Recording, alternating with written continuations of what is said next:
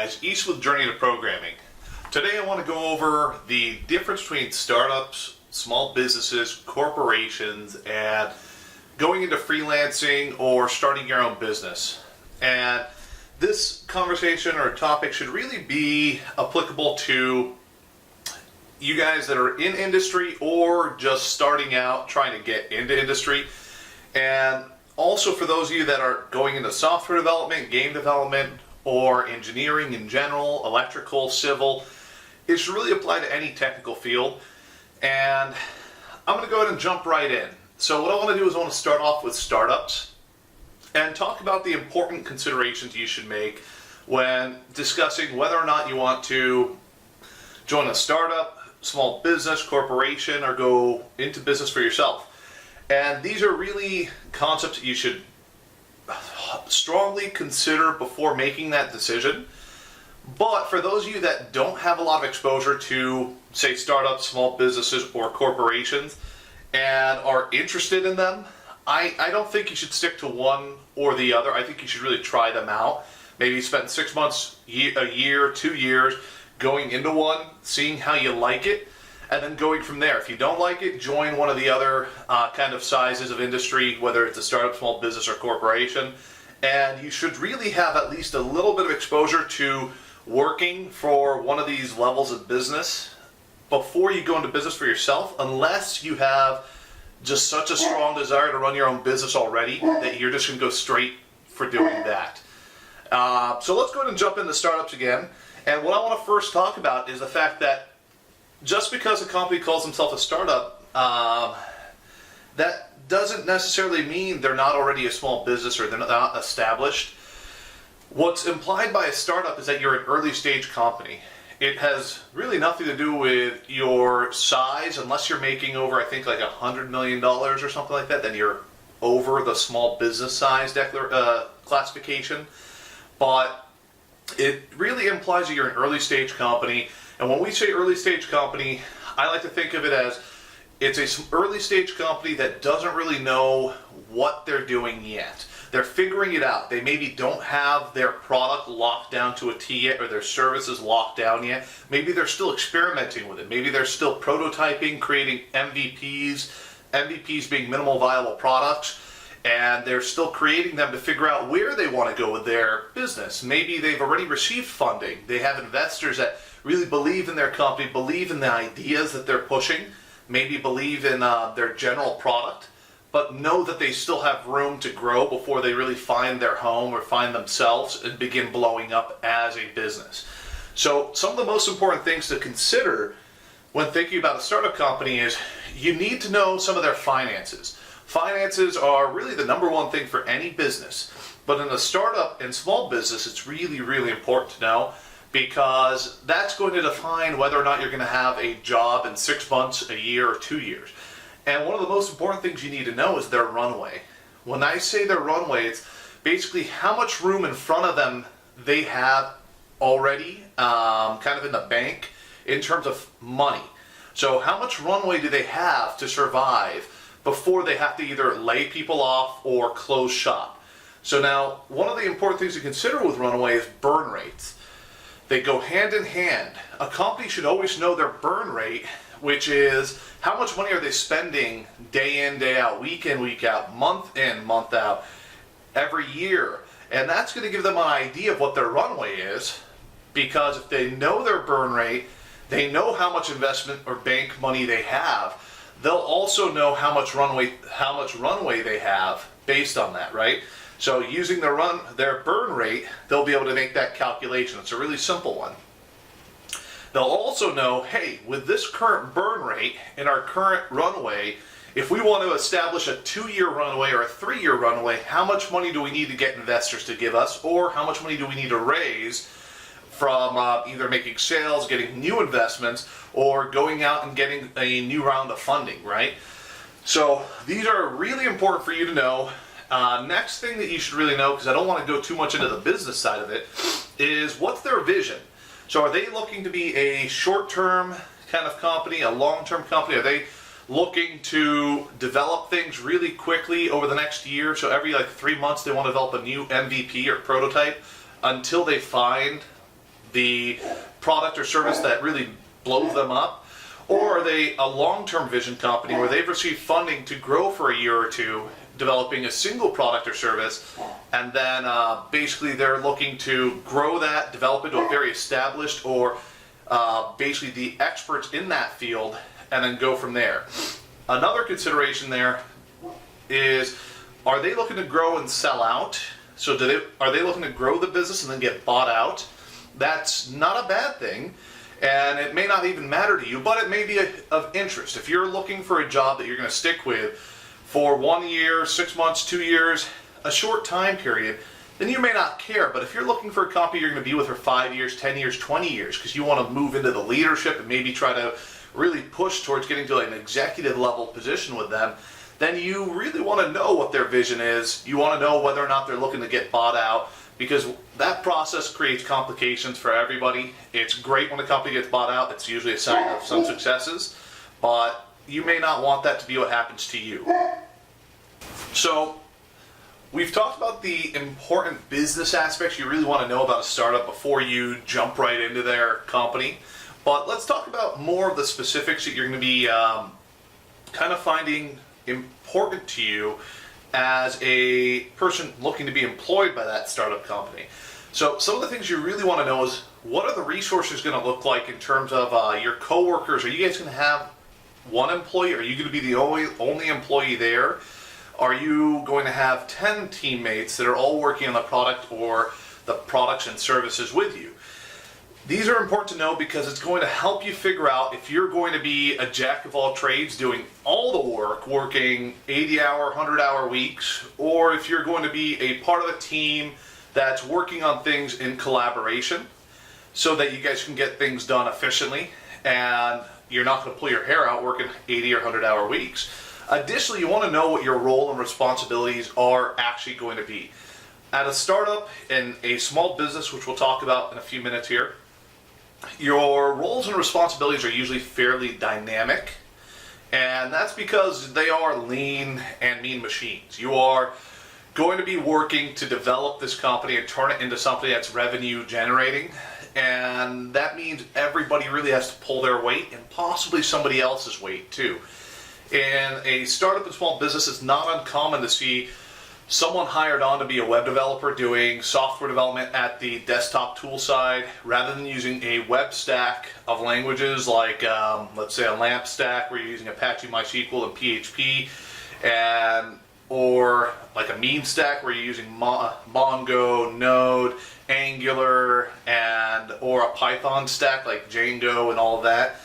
You may be asked to go develop some C#, some C++, or to jump into some C hardware type stuff, right? So at a small business, the expectation is that everybody will pull their weight and be able to possibly be dynamic and generalist, okay? So you should understand that before going in. If you don't like having to be a little bit dynamic, then you may not be somebody that wants to be at a startup. But I don't think that you should cut out the consideration already for it, because it may be something you would have fun with. You just haven't tried it out.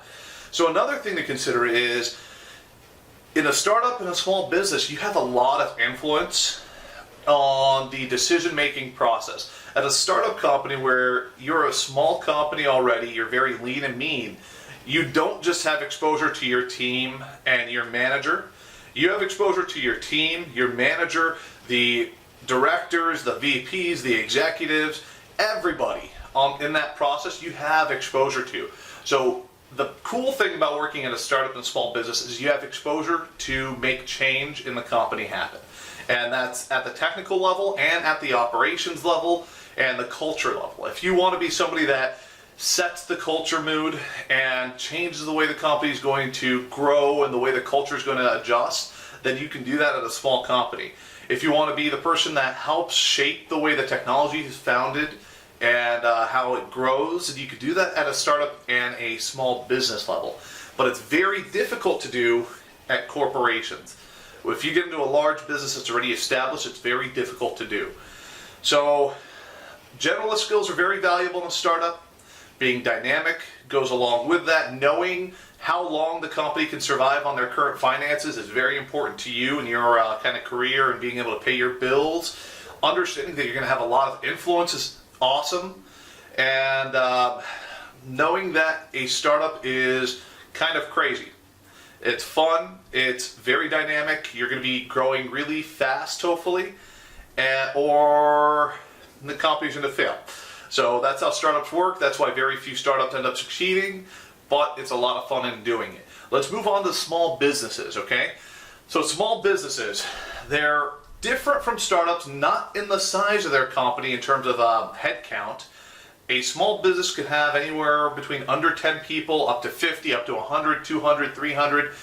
But I believe the actual classification is if a company makes under $100 million, I believe they're considered a small business, which is kind of crazy to me because as a small business, I've made okay money, but I'm not even close to breaking into those figures at all. That's a dream, but I'll get there. So let's jump into small businesses and let's talk about what really changes them from a startup. A small business to me is a company that's been around for a few years, is established, and probably has some stability.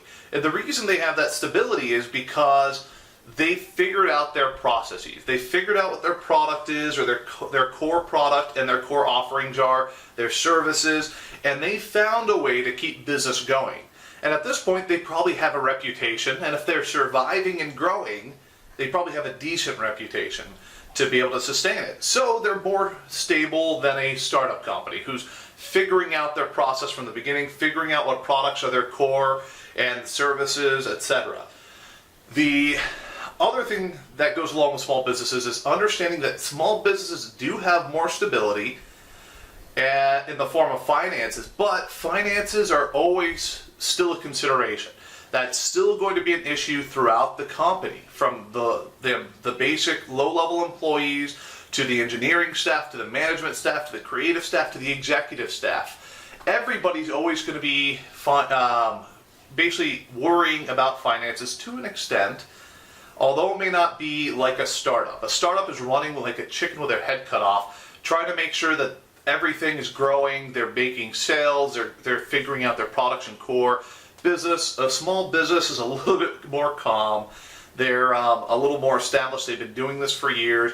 And a small business may be a small business because they're not looking to blow up anymore. They figured out their core business, they figured out the process they like to follow, and they're gonna stay there. They just like that, okay? Now, finances are important. Small businesses should know their burn rates and what their runway is also. But again, they're more stable. Small businesses tend to have a more lean business than a corporation. That's why they usually don't grow into that size. They like to either run lean. They found that that's how they're able to manage the business, and that's how their business is able to survive.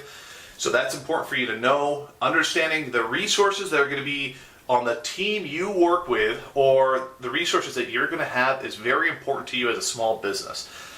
The problem with small businesses and startups is you do have to be dynamic again, and although in a small business you may be able to focus a little bit more, you're still going to be expected to be dynamic.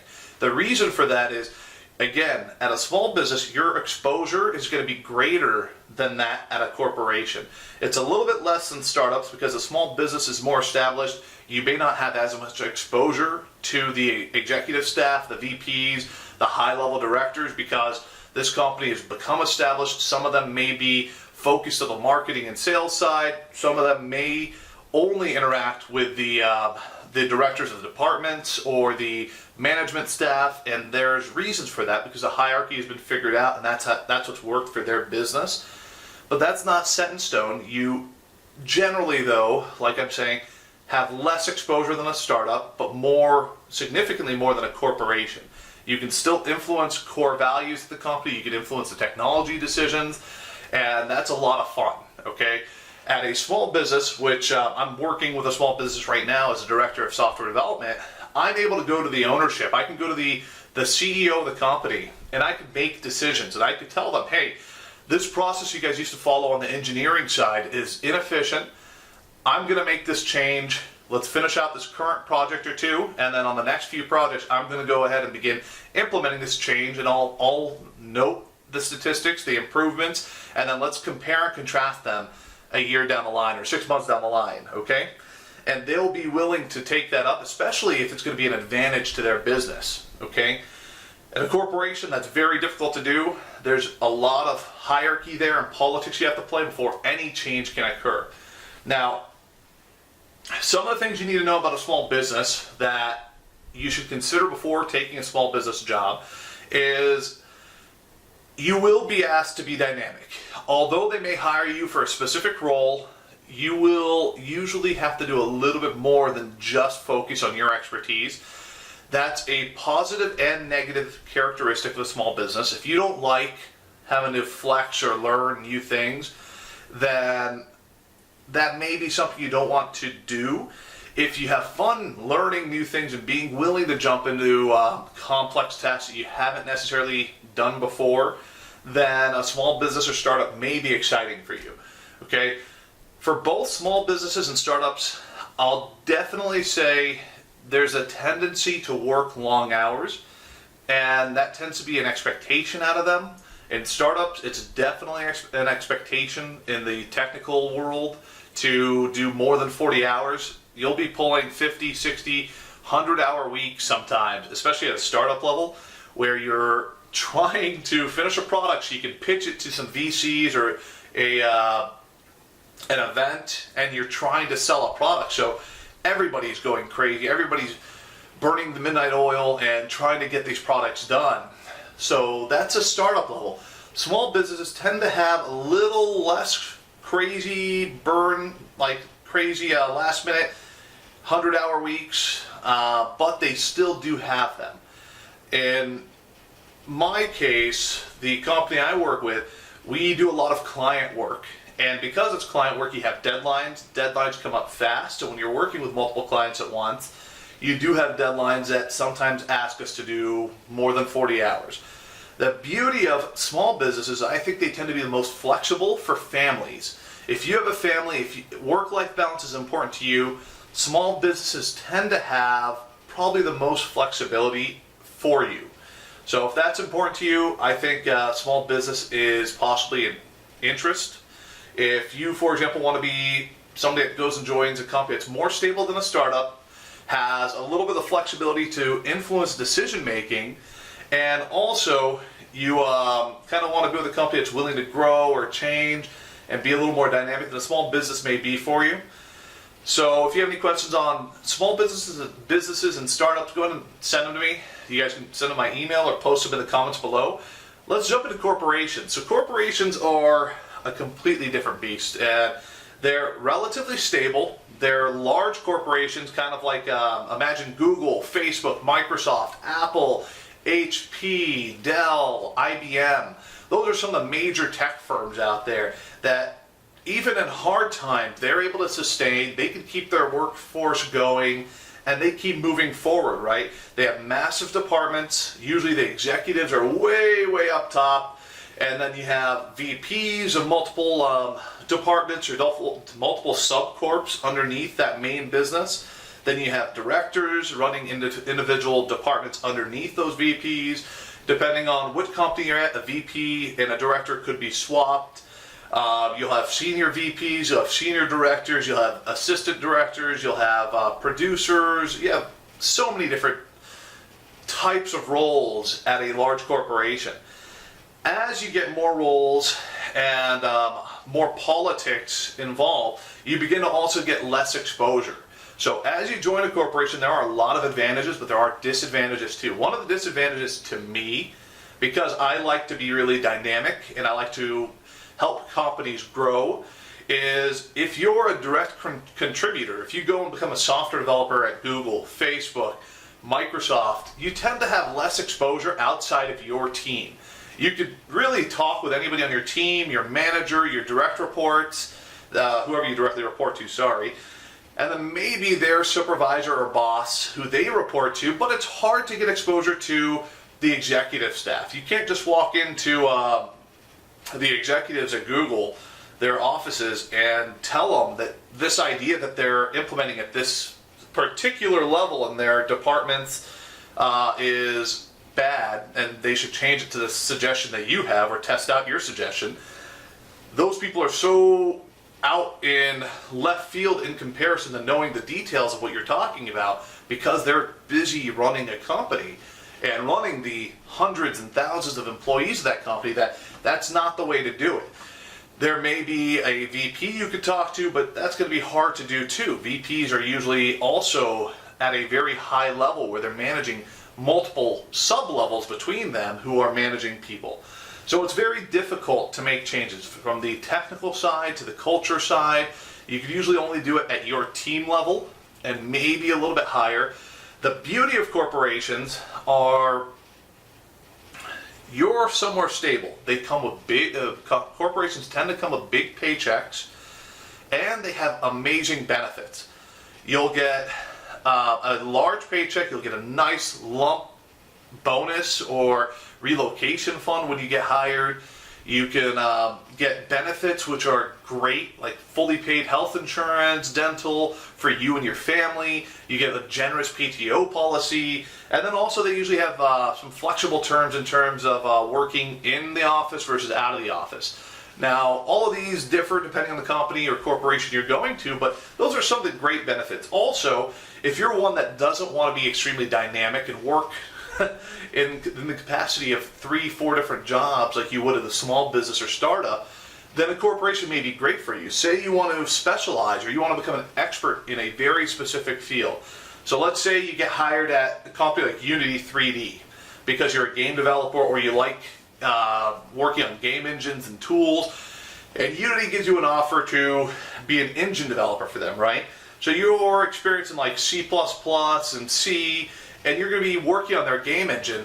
It is very, very unlikely that Unity is going to ask you to put the tools that you're developing for their game engine on the side and then move for a few weeks to go work on their development of a website or to help a client that's looking to develop a game in the game engine, which is not usually in C++ or C Sharp or C++ or C, it's in C Sharp. They're not going to ask you to go work with that client to finish their game. That's not something they'll do. They want you, corporations hire you to do a particular job, to focus on that job, to be an expert, so that you can work that job efficiently and help them grow in that field. That's why they hire you. Another example would be, if you go work for Google on, let's say, some of their new tech, like Google Glass, right? If you're an engineer on the Google Glass team, you're not going to get a call from one of the managers on the Google search engine platform team telling you, hey, we need you to come to our team for a few weeks to be an extra programmer. That's not how it works, right? So those are some of the benefits and kind of weaknesses of working with a corporation. There's a few more that I want to bring up. So again, because the companies have kind of specific roles for you, you tend to sometimes also just become a cog in the wheel. That's a negative aspect to it. You could just become somebody who receives some requirements, just pumps them out, and that's all. That's a benefit and a negative depending on how you look at it. It's positive and negative depending on how you look at it, because if you're somebody that just wants to go do their job, leave their work at the office, and then go home, it's work. I sometimes want somebody to give me just a checklist of items to do. I knock them out, then I'm done. Hey, that's my responsibility. But if you're one that wants the exposure, what we were talking about earlier with having exposure to the higher level, being able to jump into other fields and learn and grow, then a corporation's a rough place to do that. It's harder to do that in a corporation than a small business and startup, so you may want to consider those fields.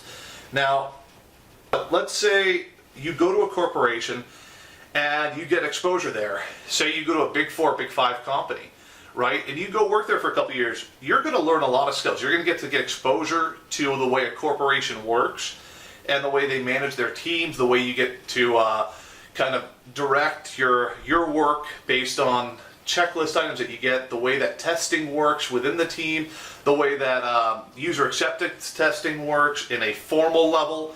You're going to learn a lot of stuff there. And if you're into working in a corporation, you'll get to grow as you move into senior level positions as a developer or as an engineer. You can move into leadership and you can grow from there, and it could be your forever job. It's not my style, but it may be yours, so definitely consider it. So another area I want to talk about at corporations is work-life balance. So the cool thing about corporations is work-life balance is usually what you make it out to be, rather than at small businesses and startups when finances are in question or when projects come up that have really strict deadlines because it's a client project or you guys have a lot of money weighing on the marketing aspect of it and you have to do everything on time or else it's going to cost you a ton. Those deadlines tend to cause extra hours to be added to your plate for weeks and weeks, and that can be really rough, especially if you've got a family and you really cherish your work-life balance. But at a corporation, you tend to not get a ton of kind of negative backlash if you decide to only want to do 40-hour weeks, or you don't spend 60 or 80-hour weeks like some of the other people. If you want to focus on your work-life balance, you could leave. Do your 40, meet your requirements, fill out the forms, and do your job. Go home. They're usually not going to beat you up. Now, you may get a little bit of pressure from your direct team about it because your team may have some internal deadlines, etc., but it's a lot less than you would get at a small business or a startup in most cases. So those are some of the benefits. Now, I personally don't like being a direct contributor in a corporate job. I don't like being an engineer at a low level at a corporate job, and that's not to bash on that position. It's just not me. I love solving problems. I love writing code, but I like to do it from a high level. I like to solve problems at a high level. So when I work at a corporation, when I work with corporations, I tend to focus on being in a leadership position like a director, a VP, or a CTO, where I get to direct and provide vision to the team. Maybe I'll run some architecture decisions, some infrastructure decisions, and then I'll be able to support the team. If there's something bad going on, I could go to the engineering staff, I can go to the management staff, or I can go to my direct reports at the director level and figure out where's their team facing problems. Are their engineering staff having issues with the management staff not providing clear direction? Are we facing issues with technology? Do we need to restructure the entire back-end architecture to kind of provide them with a sandbox that works and allows them to really focus on their job and grow? I prefer doing stuff like that that's going to affect the business and helps an overall department or an overall technology field for the company to grow and become more efficient. Now, if I break down and work at a small business or startup, then I know if I join them at a CTO level or a VP or a director level, I know I'm going to be dynamic. I like and tend to work for small businesses and startups when I either work for them or consult with them.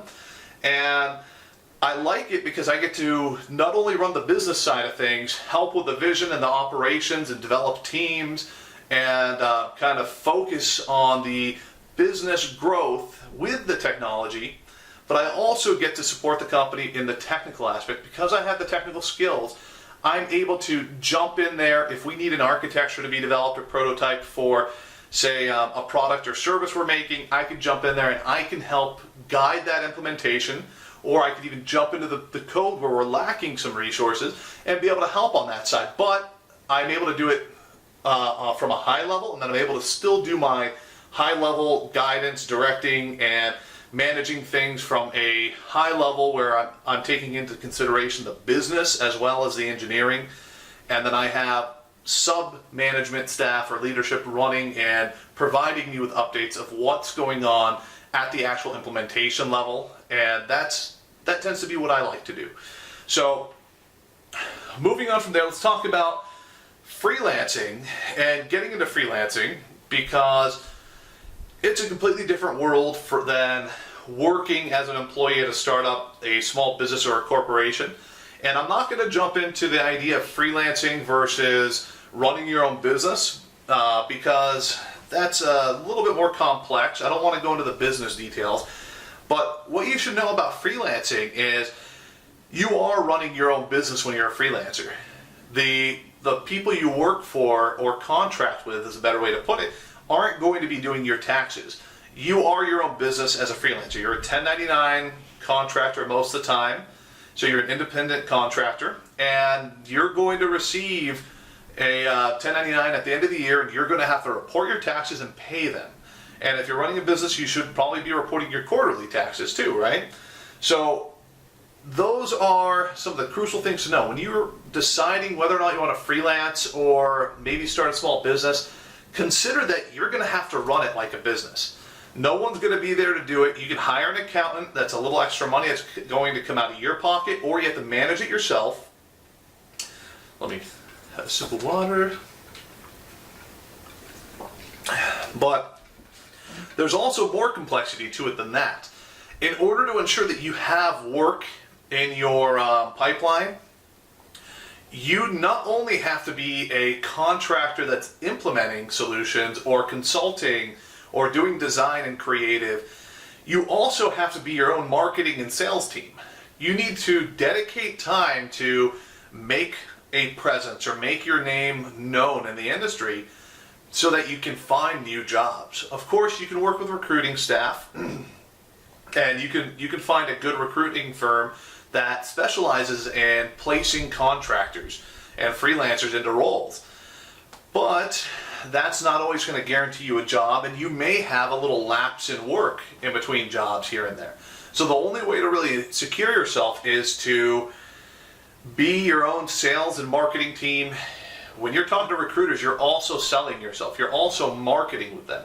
You're providing them with either your resume or your marketing materials and a background on your skill set. They're providing you with a role, and then you have to see if you can get the recruiter to, first of all, place you in that role so you can get interviews with that company, and then you have to go and sell yourself to that company as a contractor that is capable and able to do the job. So you're capable of doing the job, here are your rates, this is why they should pay you, etc. And those are all business aspects to running a contracting job or running a contracting company or a freelance company, right?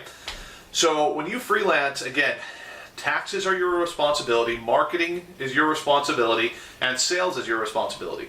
If you do not find a good recruiting firm that does it for you, which I don't personally work with a recruiting firm when I consult or when I do my business, when I work basically contracts through my business, I market and sell myself, and I do that by spending hours creating content, sending out business emails, and finding good forums, places, events where I can go and talk to people interested in the type of engineering that I do and the advising that I do.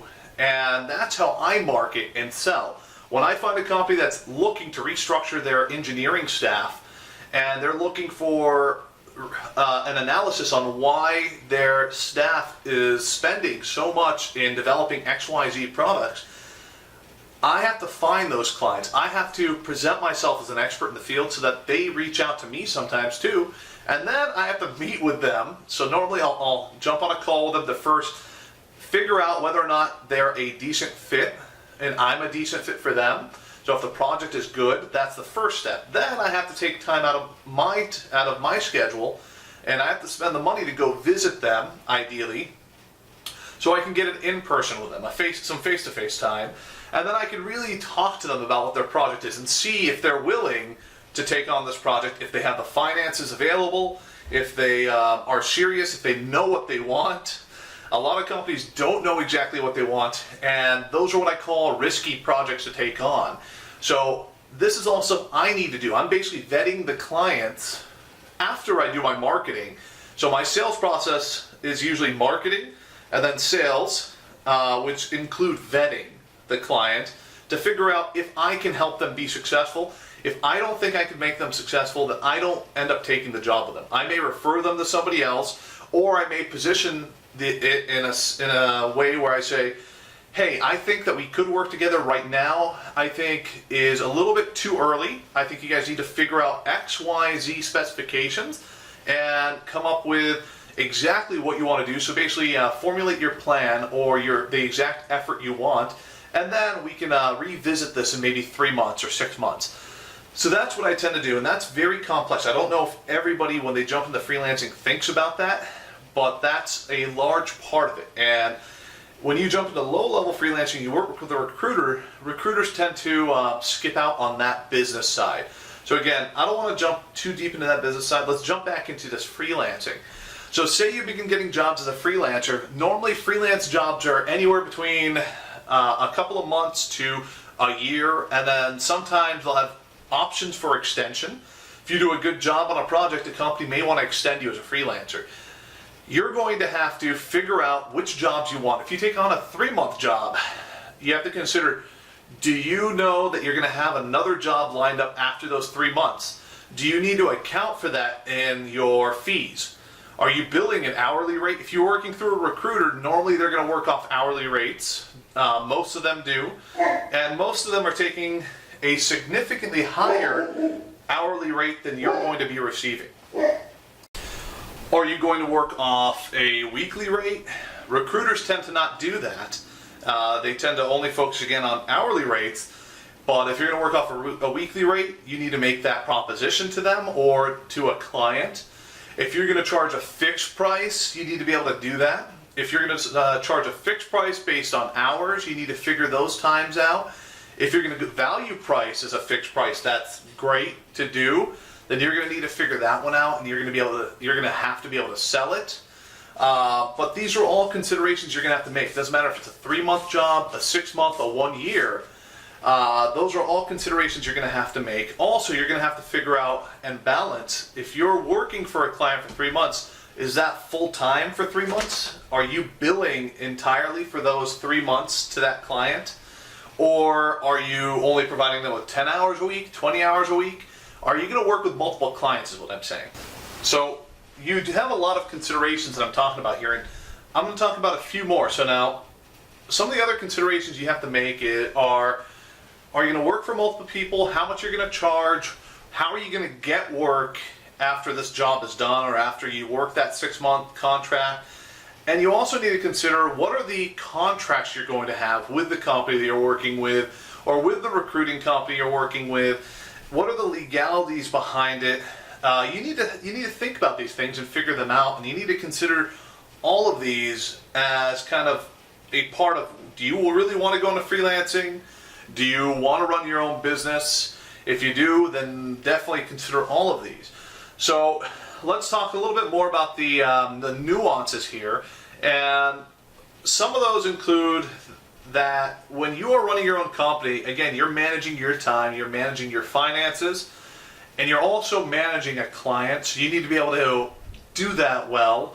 If you're getting hired as a software developer onto a team, you need to understand the specifications of the project, you need to understand their vision, you need to understand exactly what you're going to be doing and paid for, so that you can structure it into either milestones or some kind of return for your time, right? If you're doing a contract where you're doing a fixed price arrangement, then it's a little bit different.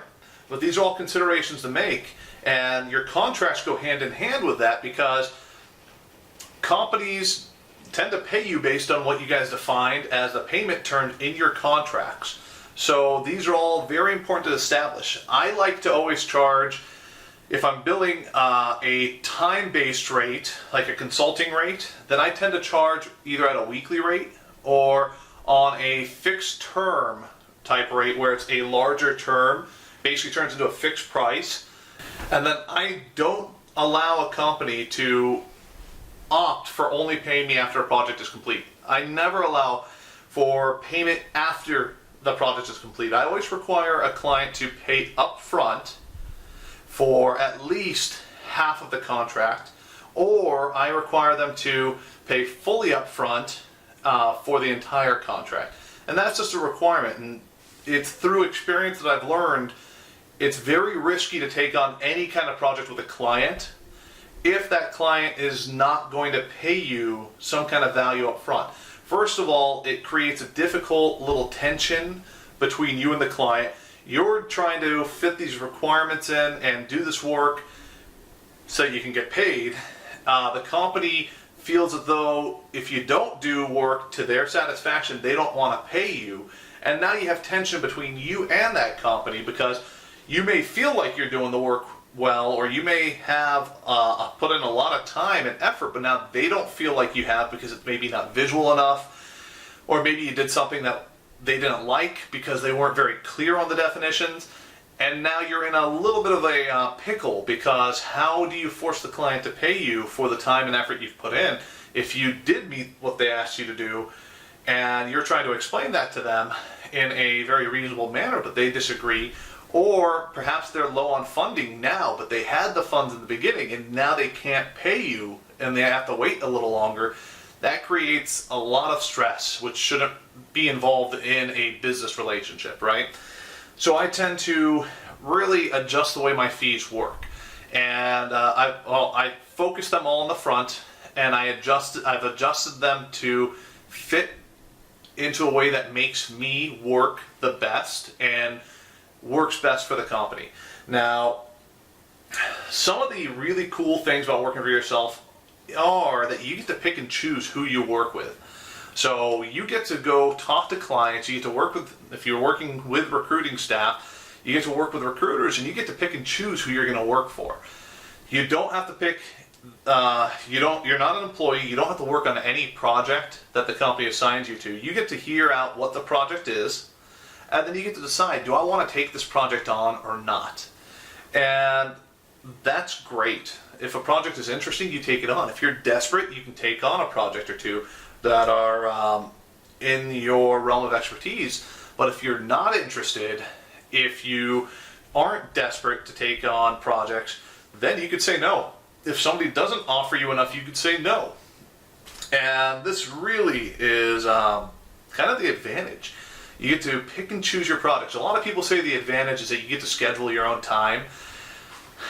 Yes and no. When you're working, you tend to always work when companies work. So if you're freelancing or you're running a small business, sure, you get to pick your hours and realistically, but in reality, you theoretically you get to choose your own hours. I guess that's a better way to put it.